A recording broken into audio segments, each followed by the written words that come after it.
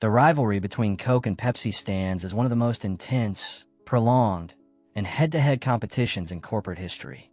You wouldn't believe the depth of what's been unfolding here. Both corporations are likely larger than you might imagine. Fortune places them both within the top 100 largest publicly traded companies in America. The size comparison.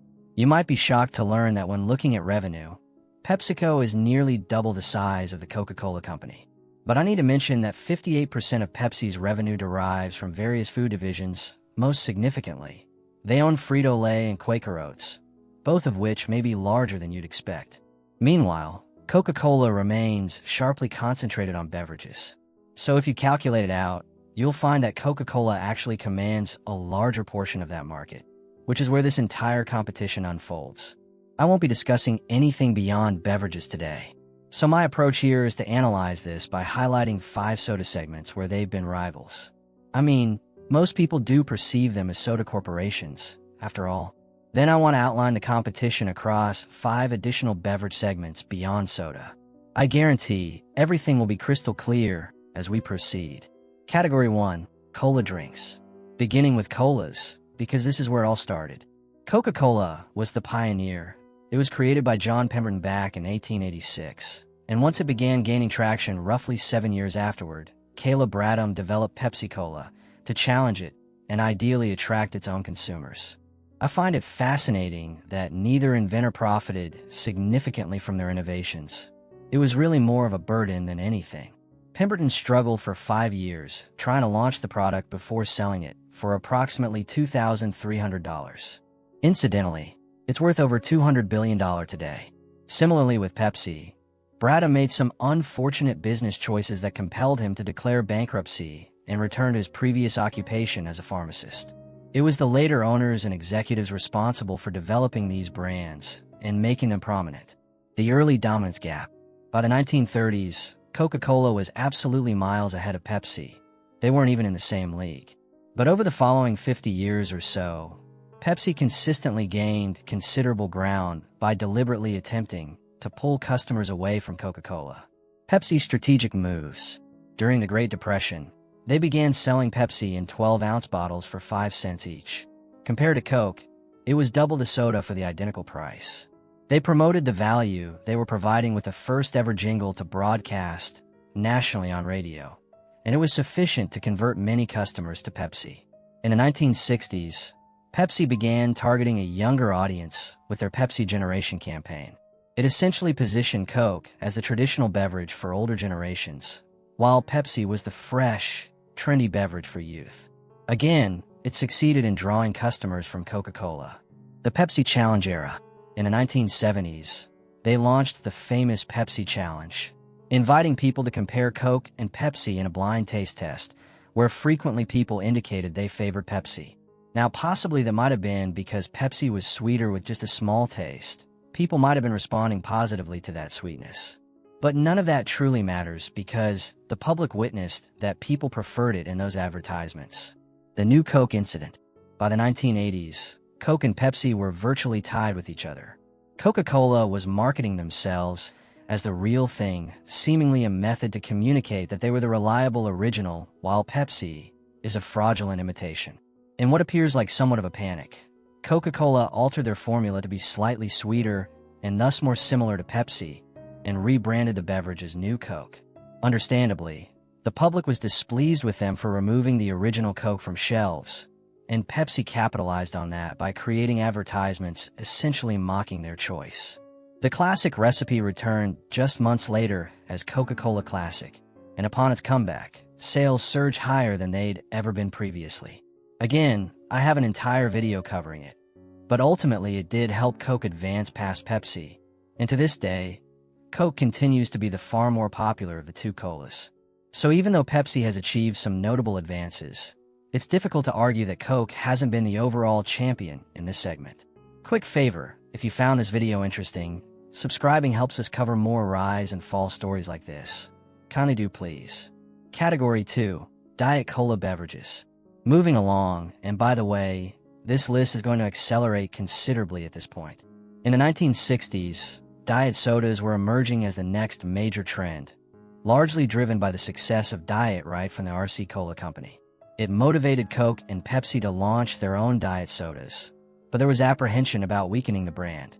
So rather than naming it Diet Coke, they released a separate soda called Tab.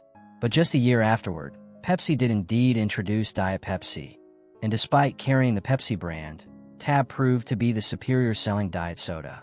Then in 1982, remember when Coca-Cola was declining in overall market share and seeking various ways to change things up, they finally launched Diet Coke, the second product ever to feature the Coke branding. Unsurprisingly, it was a major success, one of the largest product releases ever. And for several years, beginning in 2011, Diet Coke was actually outselling regular Pepsi. So once more, Coke has been the victor in this segment. Category 3. Lemon Lime Sodas. The next comparison is Lemon Lime. See, in the early 1960s, the success of 7-Up, which was from a different company, inspired both Coke and Pepsi to release their own lemon lime sodas. Pepsi launched one called Team, with 2 E's, while Coke introduced their iconic Sprite. I don't think I need to tell you that Sprite was the vastly more popular of the two. The slice revolution. So when everything was intensifying in the 1980s, Pepsi couldn't simply stand by and allow Sprite to dominate the lemon lime market. So they suspended Team and introduced Slice. The major feature that distinguished it from the others was that it was made from 10% fruit juice. It was considered such a groundbreaking concept, just adding fruit juice into soft drinks, and people responded to it. Slice was beginning to gain some momentum. Coca-Cola's counter with Minute Maid. Now this becomes intriguing because Coca-Cola happened to already own a popular brand of fruit juices called Minute Maid. So the next year they released a line of Minute Maid branded sodas that also contained 10% fruit juice. So then people were selecting between Slice, which was a brand that didn't even exist a few years prior, and Minute Maid, a brand that had been well established and trusted for decades. People rapidly started moving away from Slice. And it turns out that the 10% fruit juice concept was more of a novelty anyway. People stopped prioritizing it, and by the end of that decade, there was no juice in any of these sodas. Without a novelty, Slice struggled to rival Sprite, I suppose, for the remainder of its existence. Pepsi replaced it with Sierra Mist in 2000, which also struggled against Sprite until it was replaced by Starry in 2023. So again, Pepsi has struggled to compete against Coke in this segment. Category 4. Cherry Varieties. Next up is Cherry. Not too much to discuss about it. But again, near the peak of the Cola Wars in 1985, Coca-Cola introduced Cherry Coke, the third product to ever bear the Coke name. The next year, Pepsi expanded their line of Slice sodas to offer other fruit flavors, including cherry. But since the Slice brand was struggling so significantly, they quickly discontinued the cherry flavor when they introduced Wild Cherry Pepsi only 2 years afterward. That's essentially all I have to mention about Cherry Colas. It was yet another contest between the two that, yet again, I would have to say was won by Coke. Category 5. Citrus/high energy drinks. Finally completing this list, it's a significant one: citrus.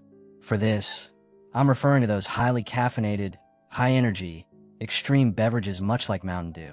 Mountain Dew's rise. It was a relatively small brand when it was purchased by Pepsi in 1964, which they rapidly developed into a national phenomenon. Sales of it quadrupled within the initial few years of ownership. Early on, their advertising centered around these, I guess you would say, hillbilly-type characters being originated from Tennessee.